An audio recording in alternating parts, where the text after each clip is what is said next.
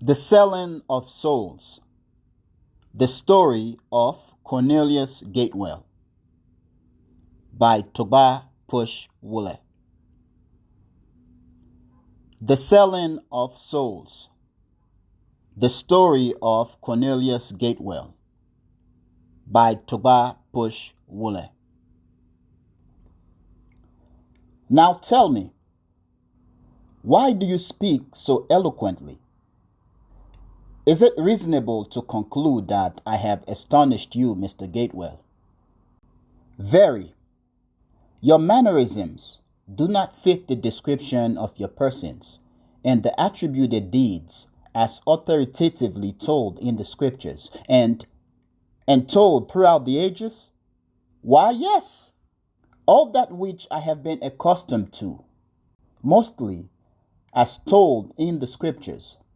Well, Mr. Gaitwell, I am the devil, and despite all that which you have heard of me, the goods and the bads, the truths and the falses, I am the truths and the lies, the life and death in all forms and in all reality. I am the past and the present. I am the future.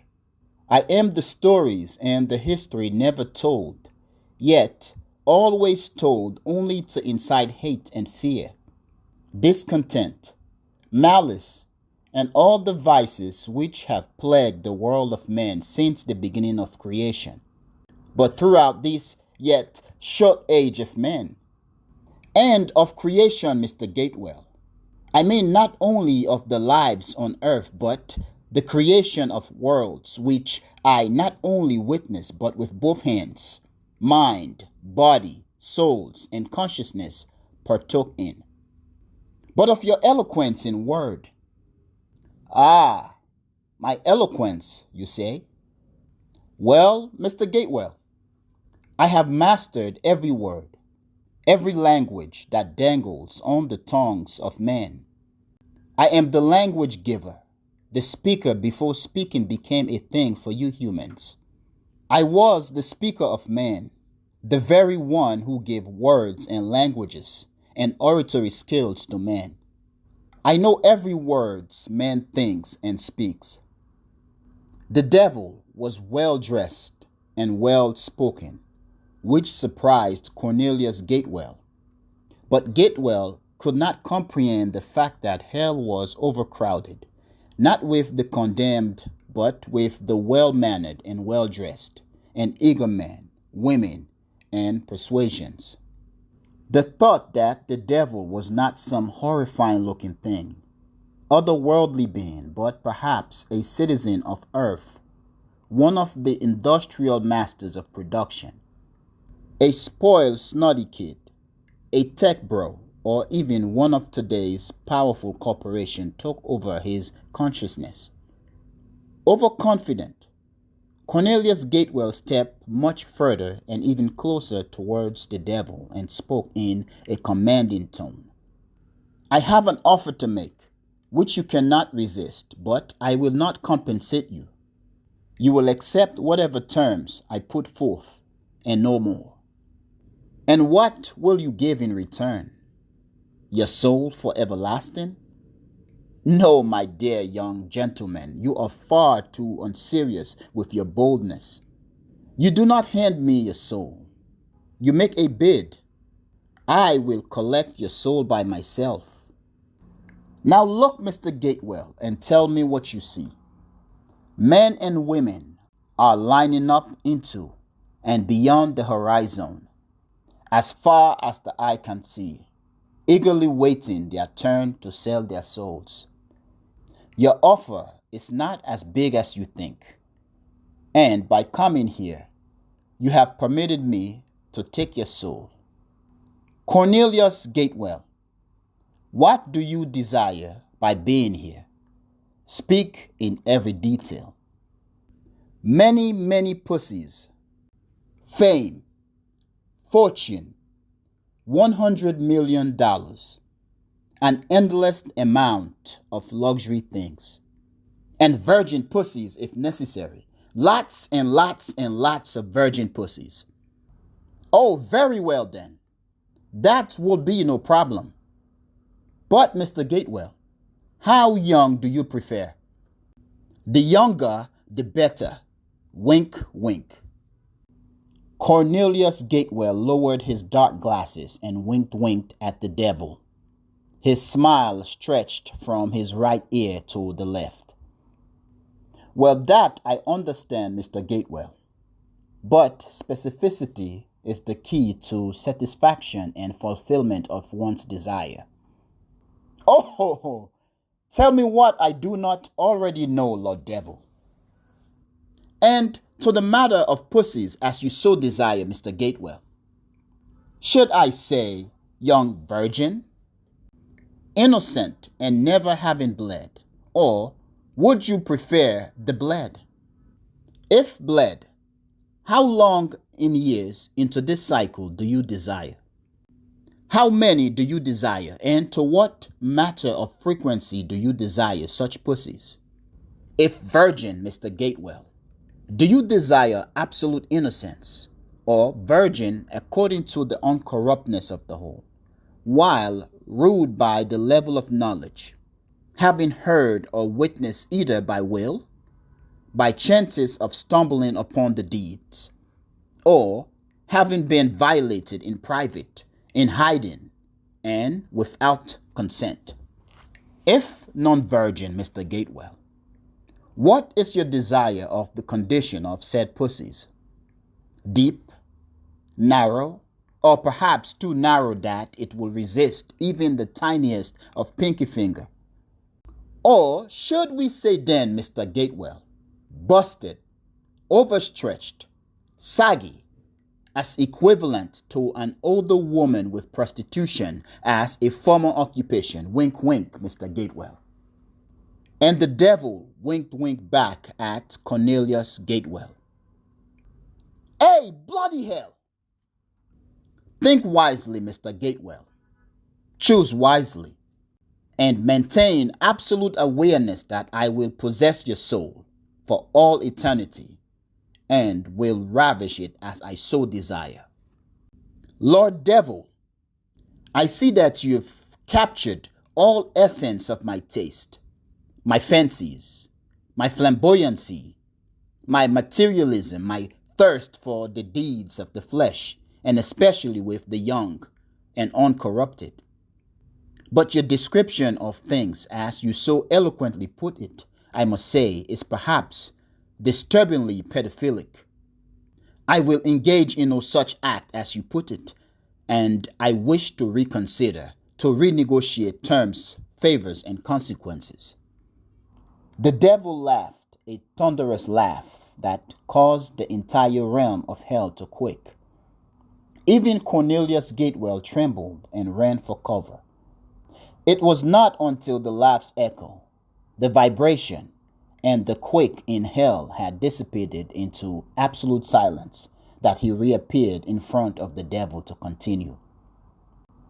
Ah, Mr. Gaitwell, I see that you haven't left us. The pleasure of your likings are very tempting, I suppose. I wish to reconsider. Well, I will express no regret or sorrow for your displeasure, Mr. Gaitwell. But there is no renegotiating with the devil. Well then, must I express my desire to cancel? Must we say the nullance and voidance of all agreement, all contracts in the process of formulation? Mr. Gaitwell, there is no cancellation of agreement with the devil. Once you agree to a term and favors with the devil, there is no turning back. But we have not agreed on the terms. In fact, Mr. Gaitwell, the very act of discussing favors with the devil is binding. It is a contract that one cannot walk away from. Once one has expressed interest in the devil and entices him to reciprocate interest by one's invitation, summoning the devil into one's space, or coming into this realm as you have by visiting me in hell, there is no turning back, Mr. Gaitwell. I am yours, and you are mine forever. You are in hell, Mr. Gaitwell, and not even your God can save you in here. And you will not return to your world, but as my servant, whose return I shall command at will. Well, such fit should not be. You misled me and did not disclose all that which now comes out of your filthy mouth. I am certain that you are taught on earth that it is impolite and could perhaps be dangerous to insult a man in his house, Mr. Gaitwell. You are not a man, but a deceiver of men. You are the devil, the filthy mouth devil. And with that, Mr. Gaitwell, must I remind you that you are in hell? Watch how you address me, Mr. Gaitwell. But you deceived me. You tricked me. You are a liar, a cheat. Deceived you, lied to you, cheated you. Didn't you learn in your world that I am the devil? Didn't your Bible, your Quran, and all other holy books and religion teach you about me? Isn't it true that you are taught never to go looking for trouble? Didn't they tell you to stay out of hell and away from the devil? Why are you now blaming me for your misdeeds? You are misrepresenting me, Mr. Gaitwell, and you know it. As for the pedophilia which you alluded to, I do not partake in such barbarous act. But you grant favors. You grant favors. You grant everyone favors. Yes, I do. I grant favors. I am only a desirer of souls, which I fancy, while you are a desirer of pleasure. I grant wishes to pleasure seekers like yourself in return for your souls.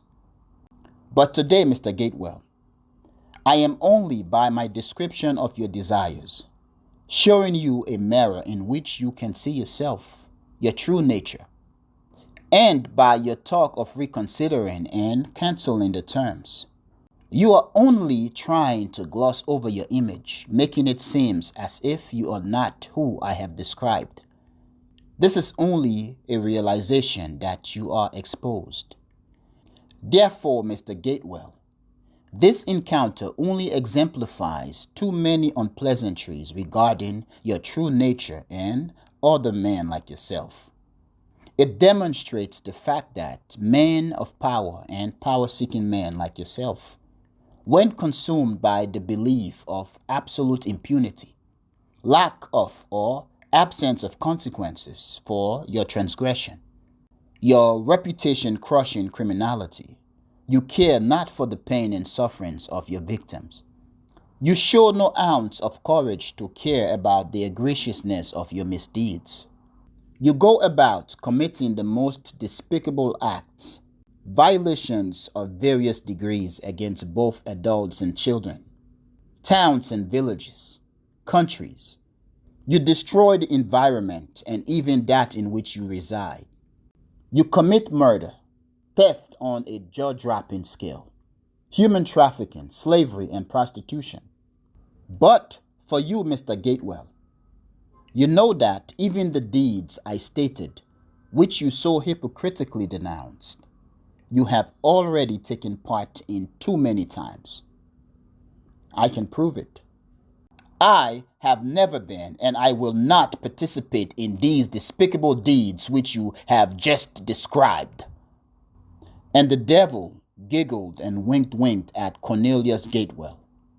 He continued, Mr. Gaitwell, be not ashamed in hell. It is a realm that preserves no place for guilt. As a crime, your likings, especially for the young, may be the worst in their own right. Yet, it is also far from that, as all who stand before me in offering their souls have committed countless deeds or seeking favors far more extreme in their own rights than yours. To illustrate, Mr. Gaitwell, you recognize the man asking for favor just as you walk into this chamber. He not only violated a sweet little innocent child, worse, it was his own daughter.